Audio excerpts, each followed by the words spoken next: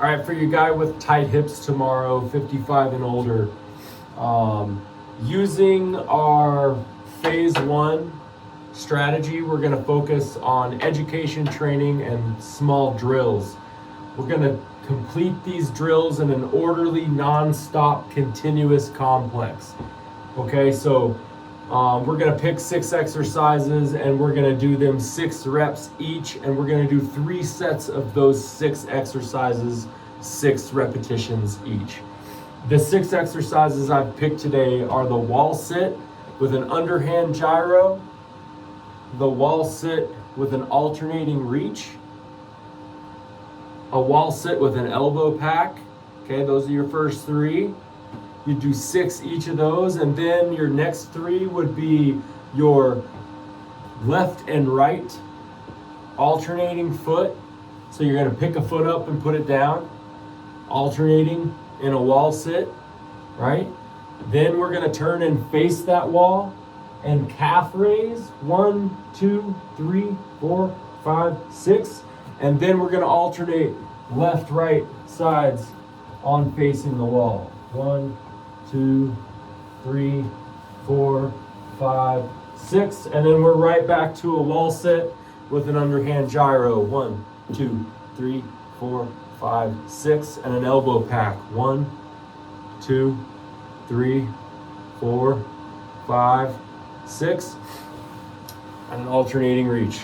1, 2, 3, 4, 5, 6. Always cueing to get their heel up off the ground if they can, and trying to use their butt into the wall for support.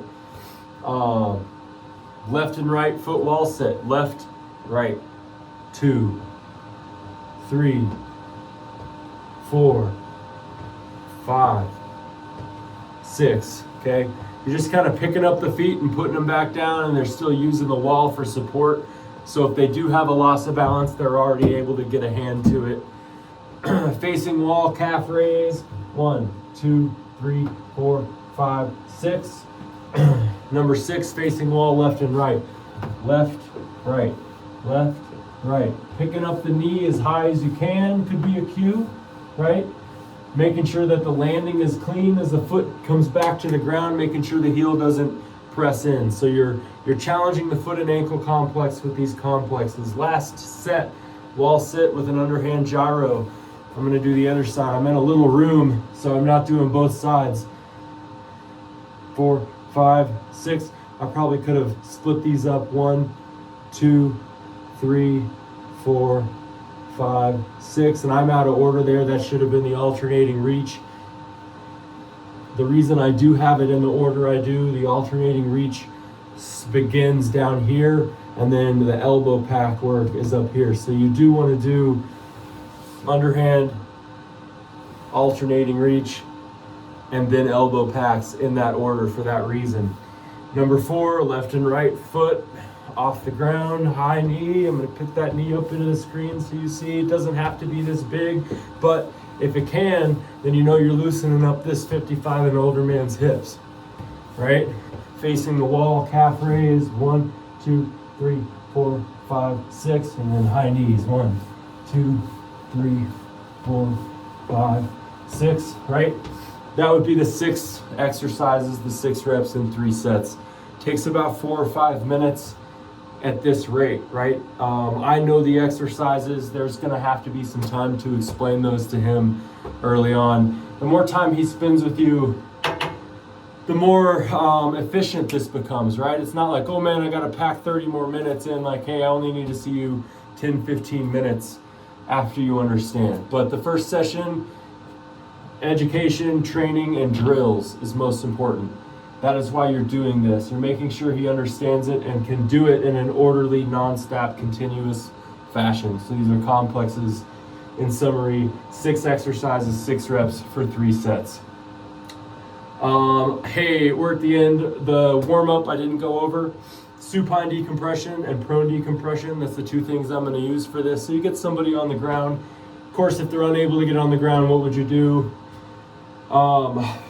You really have to adapt all of this, because I wouldn't be doing this level if somebody was in a lot of pain or unable to get to and from the ground, because you don't want to use tempo yet. You want to make sure things are secure at that phase. So as long as he's clear to do this type of work, all you need is a supine decompression and a prone decompression, and you count your breaths. So 9 breaths.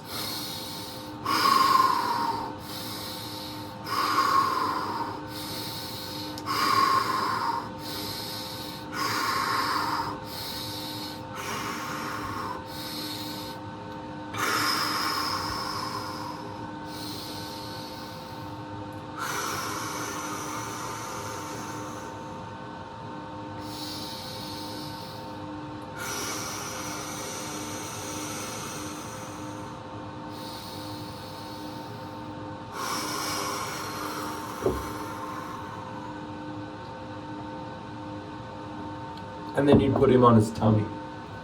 You'll notice why it's a decompression when you get around 6 breaths. You kind of have no choice but to do it at a pace that's slow. If you try to really power through it, the 9 breaths should slow you down a bit. Prone decompression, you're just floating the hands. Chest up off the ground, floating the hands. Chest up off the ground, floating the hands. Pulling the head back.